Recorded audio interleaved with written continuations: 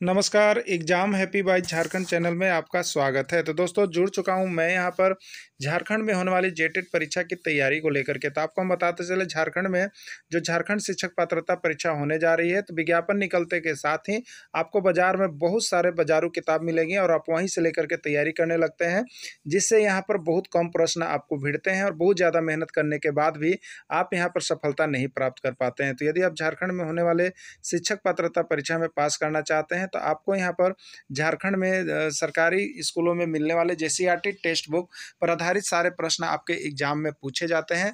और अभी झारखंड में जितना भी जेएसएससी एग्जाम ले रही है या जैक एग्जाम ले रही है, वह पाठ्य पुस्तक पर आधारित होता है। तो पाठ्य पुस्तक पर आधारित सारे प्रश्नों का नोट्स, पीडीएफ और यहाँ से जुड़ करके यदि आप तैयारी करते हैं तो 101% झारखंड में झारखंड शिक्षक पात्रता परीक्षा में आप पास कर सकते हैं। और यहाँ से सारे नोट्स को लेकर के पढ़ लेंगे, क्योंकि जेसीईआरटी के टेक्स्ट बुक पर आधारित सारे प्रश्न सभी सब्जेक्ट का बना हुआ है और साथ में यहाँ पर जो है आपको उसका ट्रिकी भी नोट्स दिया जा रहा है। तो यदि आप झारखंड में झारखंड शिक्षक पात्रता परीक्षा या झारखंड सहायक आचार्य परीक्षा किसी की भी तैयारी करना चाहते हैं, तो आप यहाँ पर जुड़े हुए जेसीईआरटी टेक्स्ट बुक के माध्यम से सारी तैयारी कर सकते हैं, सारे नोट्स ले सकते हैं। वो भी सिर्फ और सिर्फ एक पेपर की तैयारी 1000 रुपये में और दोनों पेपर की तैयारी 1500 रुपये में लाइफ टाइम के लिए करवाई जा रही है।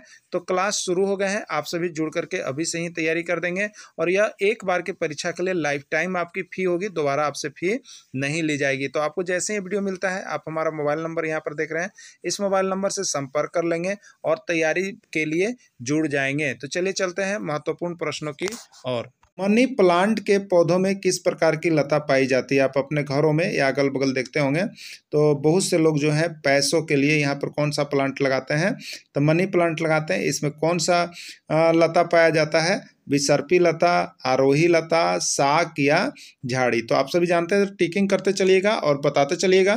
तो यहाँ पर जो मनी प्लांट का पौधा होता है उसमें विसर्पी लता पाया जाता है। कद्दू, खीरा में किस प्रकार की लत्ती पाई जाती है? ये लता पढ़ लीजिएगा, विसर्पी लता, आरोही लता, साग या झाड़ी। तो कद्दू या खीरा में किस प्रकार की लता पाई जाती है? आरोही लता होता है। किस प्रकार का लता होता है? आरोही लता होता है। पौधों का सबसे कठोर भाग कौन होता है? देखिए, यही जेएसएससी में पूछा गया था कि पौधों का सबसे कठोर भाग कौन होता है? तना, पत्ता, पुष्प या कोई नहीं। ठीक है, तो पौधों का सबसे कठोर भाग कौन होता है? तो उसकी जो डंठल होती है ना, वो होता है डंटी। यानी यहाँ पर जो ऑप्शन दिया गया है तना, पत्ता, पुष्प, तो पुष्प तो सबसे नॉर्मल भाग हो गया, पत्ता भी नॉर्मल भाग हो गया, लेकिन इसका कठोर भाग यदि पूछा जा रहा है तो वो आपका हो जाएगा तना हो जाएगा। ठीक है, राइट आंसर ये हो जाएगा। पत्ती में रेखित संरचना को क्या कहते हैं? जो पत्ती होती है उसमें रेखित संरचना को क्या कहते हैं? सिरा, सिर, पर्णवृंत या पर्णफलक। तो पत्ती में जो रेखीय संरचना होती है उसको सिरा कहा जाता है। हरे पेड़ पौधे अपना भोजन किसकी उपस्थिति में बनाते हैं? ठीक है, तो हरे पेड़ पौधे अपना भोजन जो है बनाने के लिए किसकी उपस्थिति अनिवार्य होती है? सूरज के प्रकाश होना चाहिए, जल होना चाहिए या वायु होना चाहिए या कोई नहीं। ठीक है, तो हरे पेड़ पौधे अपना भोजन जो है वो सूर्य के प्रकाश की उपस्थिति में बनाते हैं। सूर्य का प्रकाश उनके लिए भोजन बनाने के लिए अनिवार्य घटक होता है। पौधे किसके द्वारा जल एवं खनिज लवण को अवशोषित करते हैं? जो हमारा पौधे होते हैं, ठीक है, ये पौधे हैं, तो ये किसके द्वारा खनिज लवण अवशोषित करते हैं और वो जिंदा रहते हैं? तो देखिए, पौधों में क्या होते हैं, ये नीचे तक जमीन के अंदर तक जड़े जाती है और जमीन की गहराई में यहाँ पर सभी खनिज लवण उपस्थित रहते हैं और पानी भी रहता है, जिससे पौधे लेते रहते हैं और अपना ग्रोथ करते रहते हैं। ठीक है, तो हरे पौधे किसके द्वारा जल एवं खनिज लवण का अवशोषण करते हैं? तो हरे पौधे जो है यहाँ पर जड़ के द्वारा, किसके द्वारा? जड़ के द्वारा खनिज लवण का अवशोषण करते हैं। ठीक है, पौधे किसकी उपस्थिति में अपना भोजन बनाते हैं? क्लोरोफिल, ऑक्सीजन, नाइट्रोजन या कोई नहीं। ठीक है, तो पौधे क्या होते हैं अपने किसकी उपस्थिति में? तो क्लोरोफिल होता है, जिसकी उपस्थिति में अपना भोजन बनाते हैं। पत्तियों में मौजूद हरे रंग के पदार्थ को क्या कहते हैं? पत्तियों में मौजूद जो हरा रंग होता है उस पदार्थ को क्या कहते हैं? क्लोरोफिल कहते हैं, हरा रिंग कहते हैं, डाइक्लोम कहते हैं या सभी कहते हैं। ठीक है, तो पत्तियों में मौजूद जो हरे रंग का पदार्थ होता है उसकी रंग जो हरा होता है, वो किसकी उपस्थिति होती है? तो क्लोरोफिल की उपस्थिति के कारण होता है।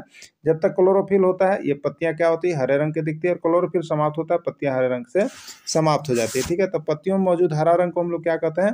क्लोरोफिल कहते हैं। इसका राइट आंसर क्लोरोफिल हो जाएगा। अगला प्रश्न हो जाएगा, प्रकाश संश्लेषण की प्रक्रिया के दौरान पेड़ पौधे वायुमंडल से क्या छोड़ते हैं। देखिए ये प्रश्न आपके एग्जाम में पूछे गए हैं, ठीक है। जब प्रकाश संश्लेषण की प्रक्रिया चल रही होती है तो उसके दौरान पेड़ पौधे वायुमंडल में क्या छोड़ते हैं, ठीक है। तो अभी इसके पहले भी क्लासेज ली गई है, उसमें आपको वायु सेक्शन में सभी को बता दिया हमने।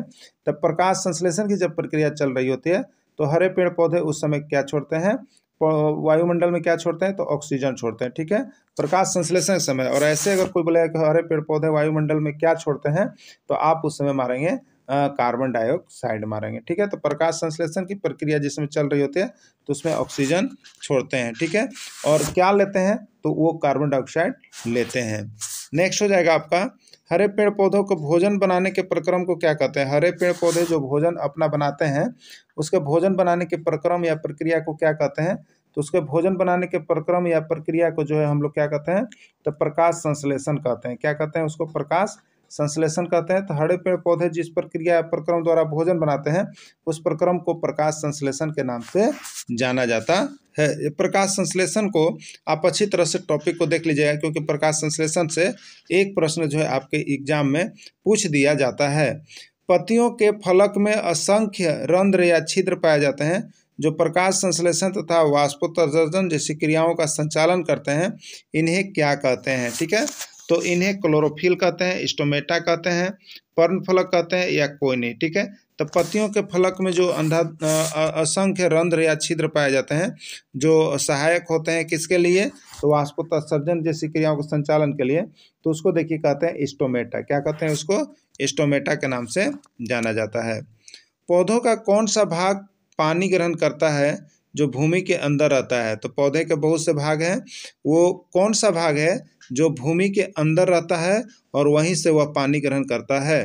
पत्ता है, तना है, जड़ है या कोई नहीं। राइट आंसर क्या होगा, तो पौधों का वह भाग जड़ है जो क्या करता है, तो पृथ्वी के अंदर से पानी ग्रहण करते रहता है और वो आगे बढ़ते जाता है और वो खनिज लवण भी अवशोषित करते रहता है। इसका राइट आंसर जड़ हो जाएगा। वह कौन सा है, जड़ है आपका।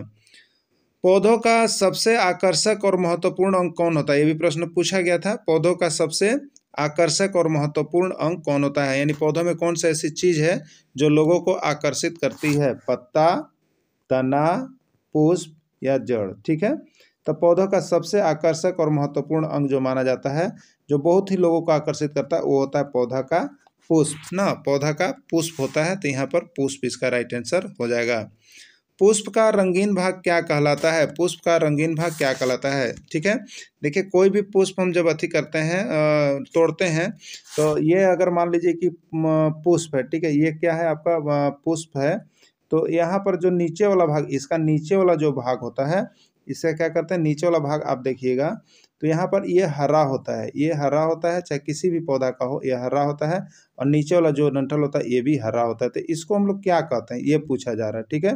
तो पुष्प का जो रंगीन भाग होता है, चाहे ऊपर गुलाबी रहे या कोई भी रंग रहे, लेकिन नीचे जो होता है आपका क्या होता है, हरा होता है। यहाँ से अगर फूल की बात करें तो ये अगर उड़हुल का फूल आप मानेंगे, ठीक है, उड़हुल का फूल अगर आप मान रहे हैं इसको, तो यहाँ पर नीचे जो आप देख रहे हैं ये हरा वाला भाग जो है, ये हरा हरा भाग यहाँ पर आप कहेंगे इतना हरा होता है। क्या होता है, ये सब हरा होता है। तो इस भाग को हम लोग क्या कहते हैं, ठीक है, यही प्रश्न पूछा जा रहा था। इस भाग को हम लोग क्या कहते हैं, तो पंखुड़ी कहते हैं। क्या कहते हैं, पंखुड़ी कहते हैं।